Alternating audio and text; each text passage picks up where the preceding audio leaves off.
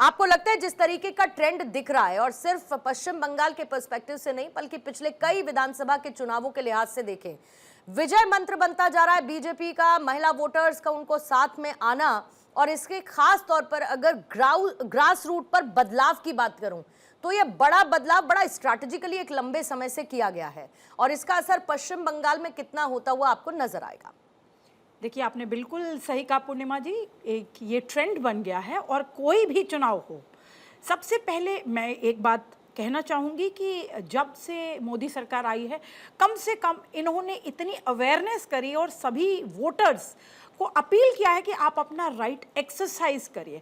और खासकर महिलाएं जो पहले वोट नहीं करती थी, वो खुल करके बाहर आती हैं। और जहां भी ऐतिहासिक जीत हो रही है, वो उसका श्रेय मैं देना चाहूँगी महिला वोटर्स को, जो पहले नहीं आती थी और अब आती भी हैं और एक्सरसाइज भी करती हैं। और जो कि महिलाओं को क्या चाहिए, सुरक्षा, जितनी भी सुरक्षा की मांग वो करती आई हैं, या उनके जितने भी मुद्दे हैं उस पर उनको मोदी जी की गारंटी मिलती है। दूसरी बात, बहुत बड़ी महत्वपूर्ण बात है कि महिलाएं देख रही हैं कि डेवलपमेंट हो रहा है। देश का डेवलपमेंट होता है तो हर एक मातृशक्ति में एक अलग ही ऊर्जा आती है, तो इसमें कोई दो राय नहीं है। और बंगाल में भी मातृशक्ति बाहर आई है, बहुत महिलाओं ने वोट किया है। वहां पर जरूरत इसलिए है क्योंकि आपने हाल में ही आरजी कर केस देखा है, संदेश खाली देखा है, कहां किस हालत में महिलाएं रो रो करके और एक ही इकलौती महिला मुख्यमंत्री के आगे गिड़गिड़ाती रही और उनकी कहीं सुनवाई नहीं हुई। तो ये बहुत ही दुखद है कि एक महिला मुख्यमंत्री अगर उनकी बात नहीं सुन रही है और वो अपने भाइयों को बचा रही है, वहां शेख को बचा रही है, और वो एक अपीजमेंट की राजनीति कर रही है, और वहां हमारी हिंदू महिलाएं बिलक बिलक के रो रही हैं, उनके रेप हो रहे हैं, मर्डर हो रहे हैं। हिंदुओं का जो हाल बंगाल में किया है, पकड़ पकड़ के मार काट जो हुई है, उसके ऊपर बहुत ज़्यादा परेशानी दिखती आई है। और महिलाएं जो होती हैं वो सारी चीज़ों को नोट करती रहती हैं।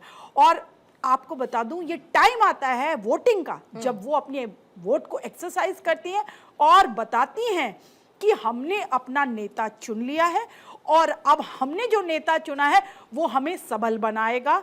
आप बताइए, लखपति दीदी, करोड़पति दीदी, ये सब ख्वाब थे, पहले सोच भी नहीं सकते थे।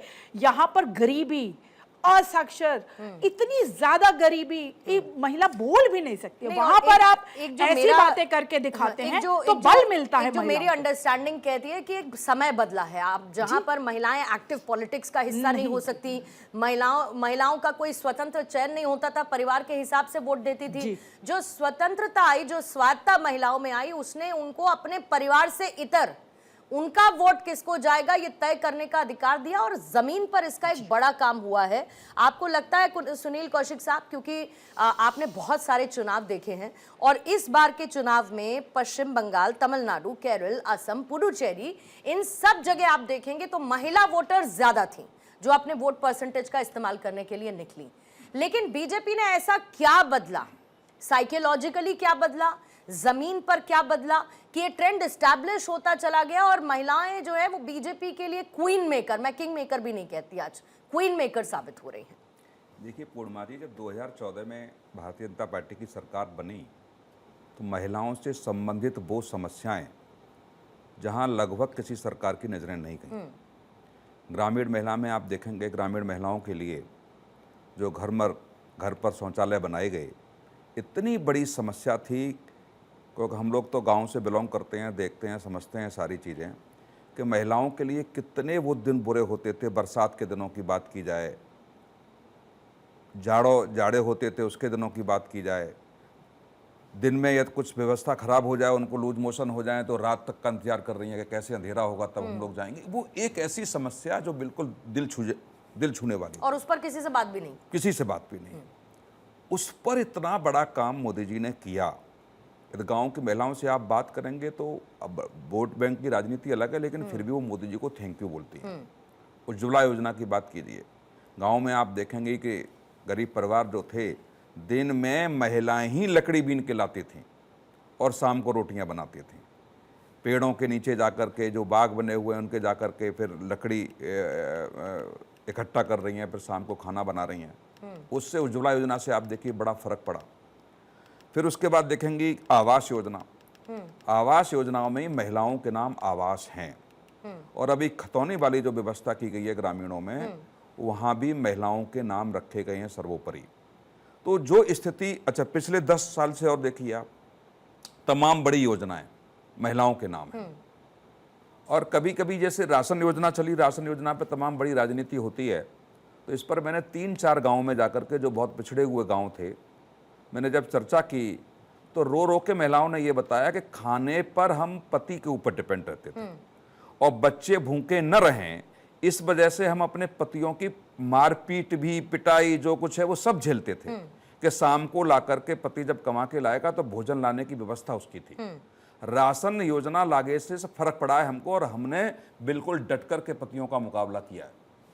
और जो शाम को शराब पी करके वो आते थे, अब हम पिटाई नहीं सह पाते उनकी, अब तो हम जवाब देते हैं। और तीसरी सबसे महत्वपूर्ण बात देखिए कि जितनी भी सरकारी योजनाएं हैं, महिलाओं के खाते में पैसे जा रहे हैं, ठीक है। तो महिलाएं उसका उपयोग कर रही हैं। महाराष्ट्र का चुनाव हो, मध्य प्रदेश का चुनाव हो, राजस्थान का चुनाव हो, आप देखिए महिलाओं की दिल्ली, बड़ी, हरियाणा का चुनाव सब अधिकतर राज्य हैं, महिलाओं की बड़ा भूमिका रही जिताने में सरकार को। हाँ। और पश्चिम बंगाल में आप ताज्जुब करेंगे, मैं एक रिपोर्ट पढ़ रहा था, 40 से ज्यादा विधानसभाएं ऐसी हैं जहां पुरुषों की अपेक्षा महिलाओं की संख्या ज्यादा है, महिला वोटर ज्यादा हैं।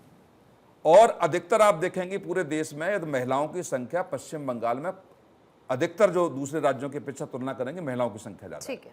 तो ऐसी परिस्थिति में यदि महिलाओं के इर्द गिर्द राजनीति घूमने लगे, और मैं एक बात जोड़ूंगा कि चाहे कांग्रेस सरकार में महिलाओं को आरक्षण दिया गया जिला पंचायत के चुनाव में, नगर पंचायत के चुनाव में, लेकिन जिस योजना के तहत वो योजना बनाई गई, जिस अपेक्षा के साथ, वो पूरी नहीं हुई। पति चला रहे थे, भाई चला रहे थे, पिता चला रहे थे उनके नाम पर, वही जिला पंचायत वो हो गई, ग्राम प्रधान वो हो गई, विधायक वो, जो भी XYZ, लेकिन वो घूंघट में ही रहती थी और सारी व्यवस्थाएं उनके घर वाले जो पुरुष थे वो चलाते थे।